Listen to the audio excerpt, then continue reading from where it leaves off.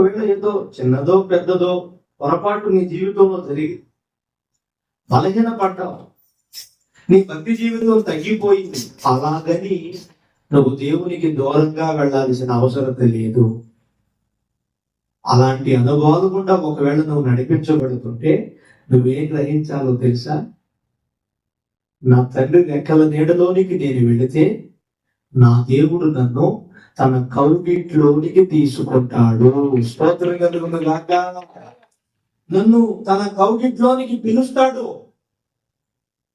తప్పిపోయిన కుమారుడు తండ్రి యొద్ద నుండి దూరదేశానికి వెళ్ళిపోయాడు దుర్వ్యాపారం చేయడానికి.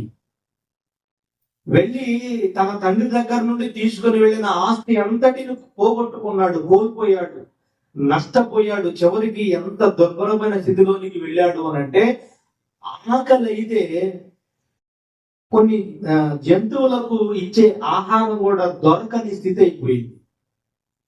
వస్త్రాలు పాతిగిలిపోయినాయి, దేహం మొత్తం రోగగ్రస్తంగా మార్చబడింది.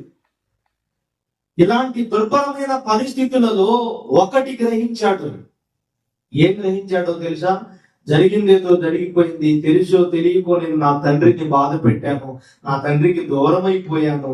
ఇప్పుడైతే నాకు ఒక గ్రహింపు కలిగింది, నా తండ్రిని ఎడబాసి నేను బ్రతకలేను, కనీసం నేను జీవించలేను, నాకు ఒక ముద్ద ఆహారం కూడా దొరకదు నా తండ్రికి నేను దూరం అయితే.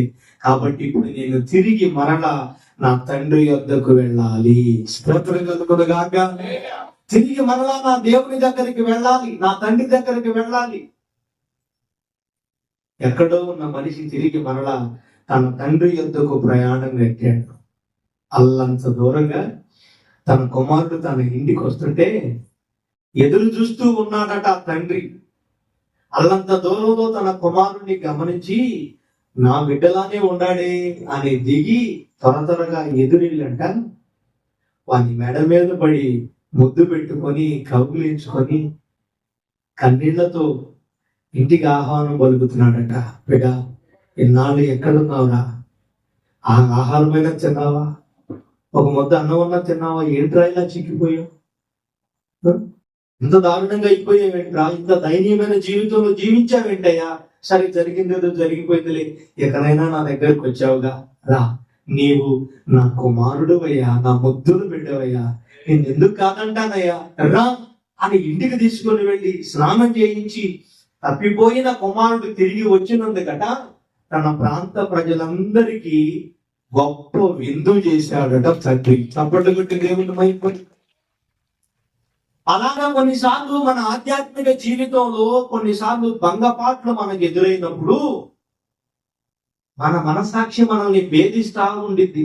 నువ్వు కరెక్ట్ కాదు కదా, నువ్వు ఏదో నలుగురిలో అంతా నువ్వే పర్ఫెక్ట్ అనుకుంటావు, కానీ నీలోనే లోపాలు ఉంటాయి. ఈ విషయంలో నువ్వు కరెక్ట్ కాదు. నీలంటోడు పెత్తనం చేస్తాడా? మరి నీలంటోడు మాటలు అందరు వినాలనుకుంటావా? అసలు నీలోనే కొన్ని లోపాలు ఉంటాయి అని కొన్నిసార్లు మన మనస్సాక్షి మనతో మాట్లాడినప్పుడు మనం దేవునికి దూరం అయిపోదాము అనే ఆలోచనలు కలుగుతాయి. అవునా కాదా? ఎంతమందికి అర్థమైందో చేతులు ఎత్తండి, స్తోత్రం చెప్పండి. అలాంటప్పుడు మనం దేవునికి దూరంగా వెళ్ళకూడదన్న అలాంటి ఆలోచనను పుట్టించేది అపవాది అయిన సాతాను. దేవునికి మనం దూరం అయిపోయామనుకో, ఇటువైపు నుండి అపవాది మనకు దగ్గరకు వస్తాయి. దేవునికి మనం దూరం అయిపోయే కొద్దీ, ఎడమైపోయే కొద్దీ అపవాది అయిన సాతాను ఎవరిని మృంగుదునా అని గర్జించు సింహము వలె తండ్రికి దూరమైన వారి దగ్గరికి వారి పంచనొచ్చి చేరతారు. తర్వాత ఆత్మీయ జీవితాలు బలహీనపడిపోతాయి, భక్తి జీవితాలు బలహీనపడిపోతాయి. ఇంకా ఏం జరిగిందో తెలుసా? అసలు క్రీస్తులో నుండి బొత్తిగా వేరైపోయే అనుభవాలు వస్తాయి. నా ప్రియ దేవుని బిడ్డలారా, ఈ భక్తి జీవితంలో, ఈ ఆత్మీయ పోరాటంలో ఒకవేళ ఏదైనా త్రుట్టుబాట్లు మీకు ఎదురైతే, కృంగుబాట్లు ఎదురైతే, ఈరోజు మీరు ఒకటి గ్రహించాలి. ఏంటో తెలుసా? నీవు నేను మనం ఎంతటి బలహీనమైనా, ఎంత ఘోరపాకులమైనా మనందరినీ ప్రేమించడానికి నజరేయుడైన యేసు సిద్ధముగా ఉన్నాడు. ఆయన ప్రేమ కలిగిన వాడు, క్షమించుటకు సిద్ధ మనసు కలిగిన వాడు. మనం ఏం గ్రహించాలో తెలుసా?